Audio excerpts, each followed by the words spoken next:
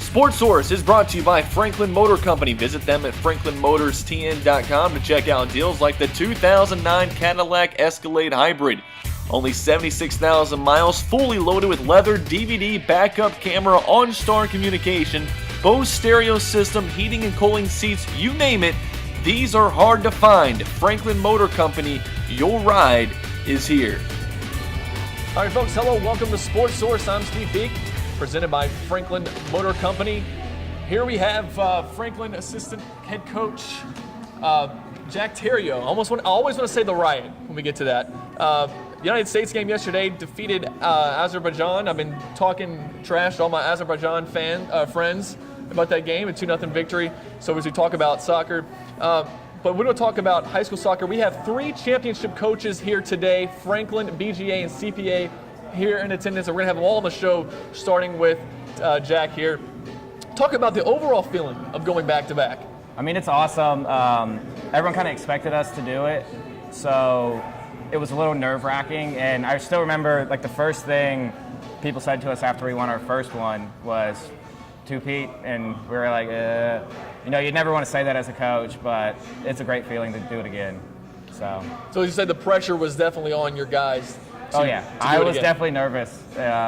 This last year, I think it was more no one expected us to get that far, so I was confident with if we were to have lost, where we beat everyone's expectations, and then this year when everyone expects you to do it, it's a lot more pressure, and I definitely was feeling the nerves. So yeah. So describe the regular season, because you guys are not used to losing games, right?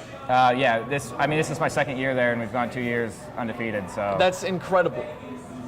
How do you keep your guys focused day in and day out to not let up against you guys are the top team in the state. You guys are one of the top teams in the country, and to go through another season without losing. I think a lot of it depends on the seniors and the captains, where our captains, Brad Ross and Drew Collins, they were kind of last year, they felt like those 2 ties, we should have won those games. So, and it's just, they were almost we didn't play our best those days. And they were very focused on keeping them consistent and going every game. And just the leadership it's going to be a tough thing to replace with those guys. Yeah, and I know that the strive for perfection was there almost all season. I was at a Brentwood game where you guys were leading 3-0, gave up a goal late, and it was 3-1. And Coach Burgoyne was very upset that you guys allowed a goal. You won the game 3-1, but Coach Burgoyne very upset, and he was adamant on the sideline that you gave up a goal. Is that the philosophy of that team? Is that we strive to be perfect? You can never play a perfect game, but I think every coach will tell you they want to try to have their team strive for perfection. And it's just with this group that giving up a goal for them is a big deal.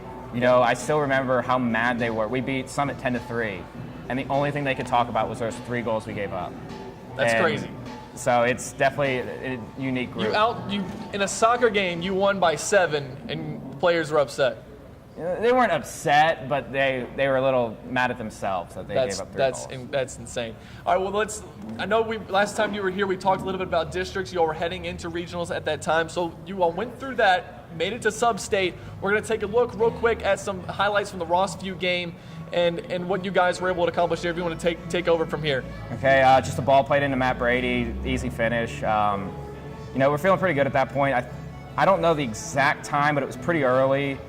All the goals seem to come pretty early in this match. Yeah, I would have liked to have seen a score. There's Matt Brady's second. I think that's in the first 5 minutes, I believe. Just a run through the middle, split the 2 center backs, easy finish, and then I think here comes his hat trick. But yeah, it's just as a coach, it's a little frustrating that we were only able to score early. There's his third. I think that was 10 minutes into the game. Do you think right there that you scored 2 goals in less than 5 minutes? Did the players kind of let up and you see a PK go through here? Do the players go, okay, we got this one, we can kind of lay off the gas a little bit? A little bit. I think part of it was that we put a lot of our players, we did a lot of subbing at that point, so that way we don't, we had state quarterfinals coming up, so we didn't want to burn anybody, and all that. So. All right, so now you're in Murfreesboro. It's your first game. You're playing White Station. You had just scored a goal. You're up 1-0. This is the second goal, and is it the quick restart here that kind of gets this going a little bit? Yeah, a lot of coaches to have them, especially if it's in your defensive third, just get the ball going quickly if you can. Just no dumb passes out of the back, and it's very hard to defend because a lot of players turn their back to the ball. So I'd definitely like to see quick restarts, and that was just a great finish by Alistair. I think he caught the goalkeeper leaning and just snuck it in near post. Now, how many goals did you say Alistair scored this season? I don't know for 100% sure, but we try to keep track, and it was around 26-ish. And how many games did you all play this year? I think 19. So he scored approximately 26 goals in 19 games. Yes. That's incredible. I mean, this guy is would you say, one of the best players in the state? I would definitely say he's up there. Just he's so strong on the ball. He's hard to defend, and he's very good at taking those half chances that, maybe they relax. Like, it's going to be tough for him to score from here, and just put it in the back of the net. Now, we talked about something last time you were here, that you guys play with a target on your back, being the defending champions, having not lost a game in 2 years, and here you are in the state semifinal against the Science Hill team that is deservingly in the semifinals and kind of hung with you guys for a little bit. It wasn't a blowout, but here we'll see the first goal. And this is Matt Brady coming on the pitch for just a few minutes. I don't even think it was that long. We were pulling Alistair off to talk to him about something, just kind of change our formation tactically. And I don't even think he played a full minute and scored. And he comes right on. And what I love is his reaction as he's coming off, because you all put Alistair right back in, because, like you said, he's a guy who scores a lot of goals. But his is Deerall's reaction as he comes off. Yeah, he was definitely feeling it. He was all excited. And then this next one is just a one-on-one Alistair Berger and the keeper. And who you taking in this one every time? I would take Alistair. What had happened there is, number one, their center back, who had done a very good job at tracking Alistair, took the ball forward, and we ended up getting the ball off his feet, and it was just a quick counterattack wide open right in the space that he had left. So it was definitely good to see that. And so you guys get up 2-0, which for most people you would say is a dangerous lead. But for Franklin Sager, was there ever any doubt that it was? There's always a little bit, but they got a red card there after. And once they kind of got the red card, I felt confident in our group. And when you have our back four, the way we defend, starting with Brad Ross, John Fly, Riley Meese, and Austin Baker, and then you also have our holding midfielders. We don't give up a lot of opportunities, so it's definitely nice to be able to, as a coach, to be confident in the way you guys defend and have any type of lead. So your thoughts going into Collierville for the state championship, chance to repeat? What were your all's thoughts going in? This is probably the most nervous I've been before a game. Really? Because from an outsider's point of view, you see the way you guys have been playing all season, the way you guys have been playing the last 2 years, you would say, Franklin's the overwhelming favorite, but that's not how you felt. No, just because the expectation was there this year. And, I couldn't sleep the night before. If you probably watched me during the game. How was Coach Burgoyne? Was he the same way? I think so. Really? He's got a little baby at home, so he's probably exhausted with her. So he maybe got to sleep a little bit more. But I was definitely pacing back and forth. I don't think I sat the whole game until we scored. Wow. And so, it was definitely, I was a little bummed we saved it too late, but, we got the result, and that's all that matters at the end of the day. Yeah, and we'll go and take a look at some of those highlights from that Collierville game. And it was close. And I don't know if Collierville really threatened to score very much throughout the game, but it just you guys struggling finishing. But right there, you see the goal go through a swarm of bodies and somehow found the back of the net. Yeah, Jimmy Wester read the play really well. He actually served the ball in, kind of knocked a couple players out, and just rolled right out to him. And it's one of those balls that any player wants to hit, and he hit it well. The Collierville goalkeeper, I don't think, saw it till the very last second. So. I think he saw it as it was passing him. Yes. I think that's the only time he ever actually saw the ball, as it was hitting the back of the net. He hit it well, for sure. Here's a chance for Alistair Berger that would have put the game away, and I don't know how he did miss it. I don't know if he was just tired or if it was the field conditions. We had a couple opportunities where the footing was just tough, and both teams have to play on it though, so you can't make excuses. So the fans are kind of feeling it, but here is Collierville a chance to equalize late, and your coach called this the Dust Bowl. Look at all this. Yeah, we couldn't tell where the ball was. So Did you think you were about ready to see a Colorville celebration there in any moment?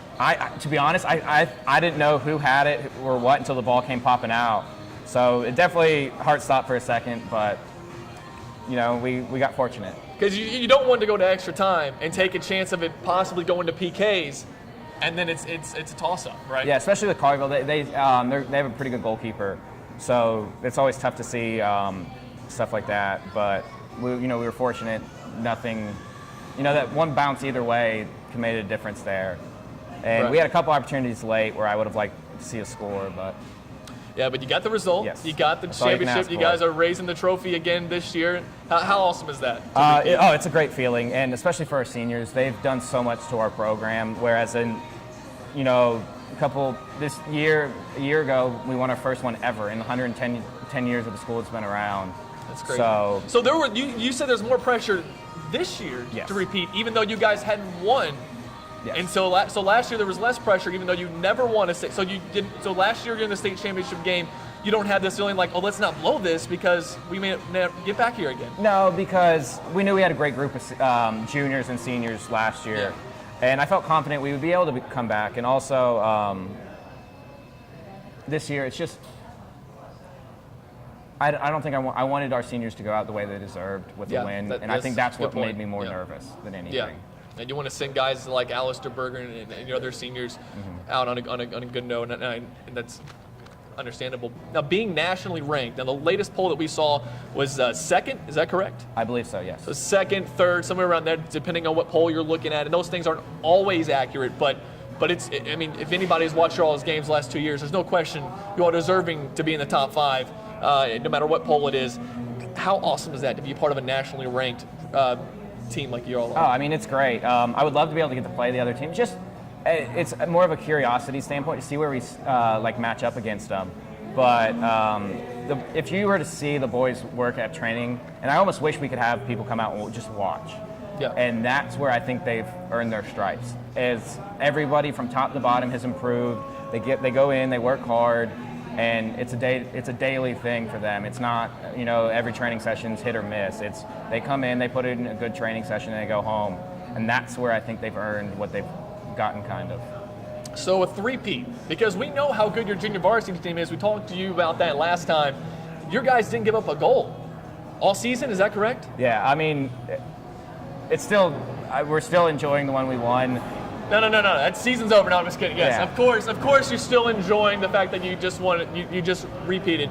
But if you turn the focus into next year, just for a second, is there a possibility that Franklin High School wins 3 in a row? There's always a possibility, but a lot of things are going to be different. We've graduated 13 players. Okay, so totally different team next year. Yeah, it's going to be a lot more of a labor-intensive process picking varsity this year. Yeah. We have at least 14 spots to fill. And then we lost one of our very good sophomores, Sergio Enciso, moving back to Florida with his family, which is tough. He's a great kid and a good player. And I'm really going to miss the PA announcers at Franklin saying his name. Oh, it's one of those names. I need to find that clip. I have it on here somewhere, and if I find it, we'll throw it at the end of this segment because that's one of my favorite parts of Franklin High School soccer is to hear the name. We found a gem with Chris Chapman, who's our PA announcer. Yeah. He should be working for the Titans. He's good. Yeah, he really is. He really is. If BJ ever calls needing a PA announcer, we'll hook him up with Nashville FC. Definitely. So I'm not going to make any predictions for next season, but what I will ask is, as a coach, what are your thoughts heading into next year? To be honest, I'm not really sure what my thoughts are quite yet. There's a lot of question marks. So you got to wait until you see. I mean, you've seen the players at the JV level. Mm-hmm. You got to wait until you see how they develop heading into next year. Yeah, it's a huge jump between freshman, sophomore, junior, senior year between all of them. I think the biggest though is the sophomore, junior year, and it's going to be interesting to see. I mean, how much these kids even just grow and stuff like that. And you're not guaranteed to have every player back. Yeah. So it's with losing, 14 or 15 guys, that you don't know what your team's going to even be like. So I couldn't even give you a prediction if you're asked. Yeah, I'm not going to ask you to do that. So, Jack, thanks again for coming on. I really appreciate it. Franklin High School back-to-back state champions. They're on a roll. So, you do not want to play this Rebel team. And if they do play, the number 1 team in the country is from Georgia. We'd love to see that matchup. Of course we would, to see where our Williamson County teams stack up against them. Coming up next here on Sports Source will be CPA head coach Brett Armstrong, as his team is another state champion in soccer. We'll be right back on Sports Source, brought to you by Franklin Motor Company. Not too good. Here at Wild Wing Cafe, where you can enjoy the wing buffet or anything else. They will put the wing sauce on anything. We'll be right back in just a moment on Sports Source.